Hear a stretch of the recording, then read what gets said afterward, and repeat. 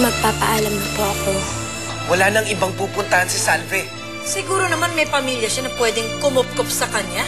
Patay na yung kinikilala niyang pamilya at hindi niya rin kilala kung sino yung mga tunay niyang magulang.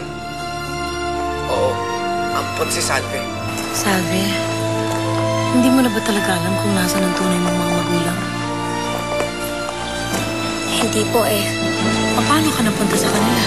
Basta nung kinasal po kami ni Alfred, doon ko lang po nalaman na may mamanahin po akong pera. Gusto kong malaman kung saan siya nanggaling at kung sinong tunay niyang pamilya. Wala na akong natitirang oras. Kailangan malaman ko kung si Salve nga ang nawawala kong anak. Sino ka? Hindi ako kaaway. Sino nagpadala sa'yo? Hindi ko naman sinasadyang tingnan ka, kaya lang kamukha mo yung anak ko. Ano po ba nangyari sa anak ninyo? Kinuha siya ng mortal kong kaaway. Sana ako makita niyo na anak niyo. Sana nga.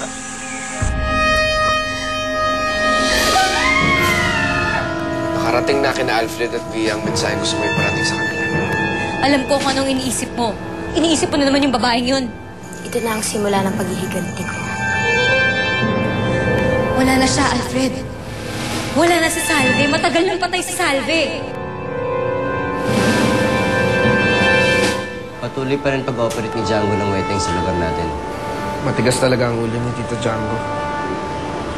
Ayan mo, sasabihin ko kay Tito Cesar. Baka gipitin sila. Ano nga pala yung nalaman mo tungkol sa pinimig ko sa'yo? Si Verna Hornales, asawa ng dating Congressman Hornales. Gaya ng alam mo, sila may hawak ng prangkisa ng weteng dun sa region nila. At may mga legit na business din sila. Isa na dun ang farm. At ang balita, gusto nila makaharap ng ibang opportunities para mag-expand dito nga sa region natin. So, ibig sabihin legit siya? Mukha naman. Nandito nga pala siya para sa meeting niyo. Kapsurin ka na. Sige, please. Salamat, Lawrence. Kung naging maganda ang resulta ng iyong pagpapahinga sa rancho, hindi lumala ang kondisyon mo. Pero hindi rin nag-improve. Kaya kailangan ko rin mag-desisyon kung anong gusto mong treatment sa lalo madaling panahon. I am aware of that, Doc. My recommendation would be still a liver transplant. As soon as we find a donor. So, should I put you on the list? Please do that. Hi, Derek. Hello. Have a seat. Thank you.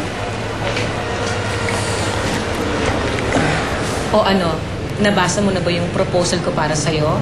Magandang deal na yan. Oo nga eh. Pero pwede ba natin gawin 45 days instead of 30 yung pagbayad? Sure. Kung anong maluwag para sa'yo. Okay, then we have a deal. Okay. Gusto mo ba makita yung farm? Sure. Let's go. Okay.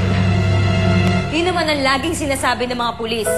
Sila na bahala, gagawa nila ng paraan, pero wala naman silang nahahanap. Eh, hindi nga natin alam kung ano nangyari kay Harry hanggang ngayon eh. Via, hayaan mo lang ang mga pulis gawin ang trabaho nila. At ano? In the meantime, manginginig lang tayo sa takot sa invisible nating kaaway, Alfred? Ganun ba? Hindi tayo nakakasiguro doon. Anong hindi nakakasiguro ang sinasabi mo? Nilagyan ng dugo yung litrato natin, hindi pa maliwanag sa'yo yun. Warning yun, Alfred. Warning ng ano? Hindi ko alam. Kasi hindi ko gusto. Via, alam mo, tama na. Masama sa baby natin, masyado kang tensyonado. Mamaya, sumakit na naman